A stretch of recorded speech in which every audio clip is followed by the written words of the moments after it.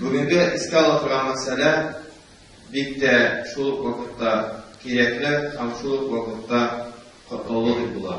Bu da olsa Allah Subhanahu ve Teala'nın sıfatları durumda. Allah Subhanahu ve Teala bizge Resulullah sallallahu aleyhi ve sellem aşağı özünün küp sıfatlarını açıklayan. Hem o sıfatlarını güzellığında Kur'an'ga biz dayanıp küp məlumatını anlayırız. Allah Subhanahu ve Teala'nın ilmi biləyikənligi, bütün birini biləyikənligi, Allah Teala'nın bütün birini işləyikənligi, bütün birini görəyikənligi durumunda kişi biləyəndə bizning gibi deyip uylarga haqıyıq. Ne desen Allah Subhanahu Teala Kur'an-ı Kerim'de leyse kemithlihi şey'un diyen sıfatın iskâhı. Allah Subhanahu ve Teala'ga bir nersede uxşaş tugil deyip Allah Subhanahu Teala özün məxluqlarından sıfatları bilen yıraq ikenligini özür gösteririz. Allah Subhanahu Teala'nın gilemi ul bütün eybirlerini biləyikənligi turunda gösterip durar. Lakin g'ilimni aluda ihtiyacı yok Allah Subhanahu Teala'nın. Allah Subhanahu Teala'nın g'ilimni aluda ihtiyacı yok. O bütün g'ilimni bilmişe zat. Hem ikincisi misal için şulay ok. Allah Subhanahu Teala bütün varlıklarını var kılışıydı. El-Halik deyip idi aslında. Hem bir başında biz anın turunda məxluqlarını var kılğanğa küregine ul Halikli beyt anlayırız.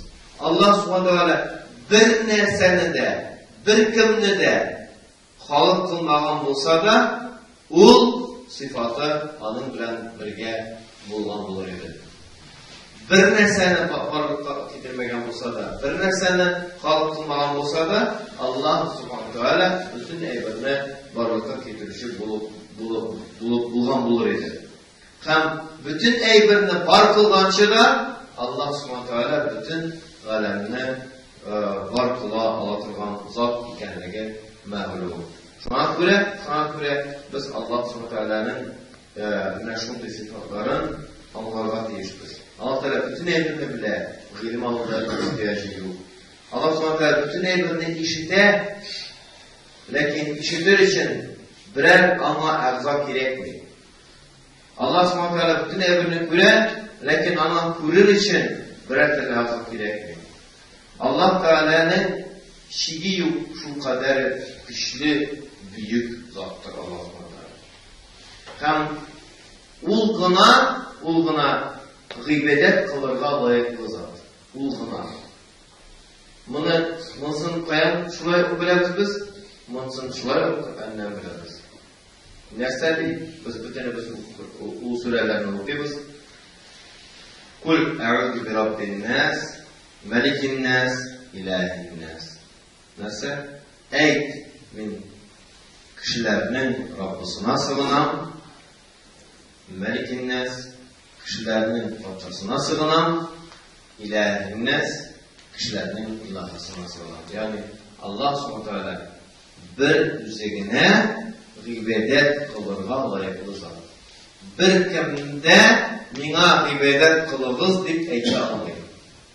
Mezeklet de eyta almayın bu meselede. Ne desek Allah Subhanahu ve Teala üzerine gıybedetke tabınırga layıklı zat. Şuna göre biz özümüzün gıybedetlerimizni şın kumurdan, ihlasdan doğrulatırışlar. Eğer de biz şın kumurdan, ihlasdan gıybedet doğrulatırışmasak, biz neyse Allah'ın rahmetine özümüzünü sürürge bölük. Kişi imanlı vakitinde imanının kadrini bilmiyor. İmanın yuvatkandan sonra mükene. Bəxtli vakitinde bəxtinin kadrini bilmiyor. Bəxtini yuvatkandan sonra mükene. Tanışlık bulğanda, tanışlığının Kadrini bilmey, anı yo'qotgandan so'ng bu günah. Bu aybirler bütünüsü Allahu Subhanahu ve Teala'dan verilen sıfatlar.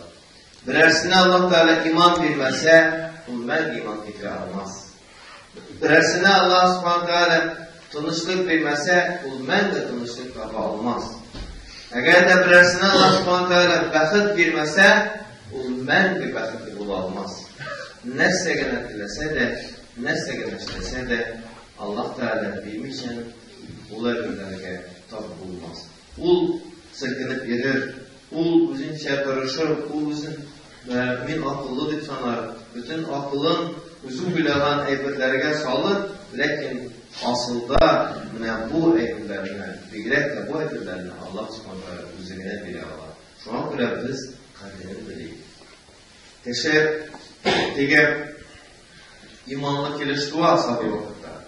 Lakin bir kimnin de garantisi yok. Müslüman gailesinde mevcudum. Şu an böyle Müslüman bu ulemdik etken garantisi yok.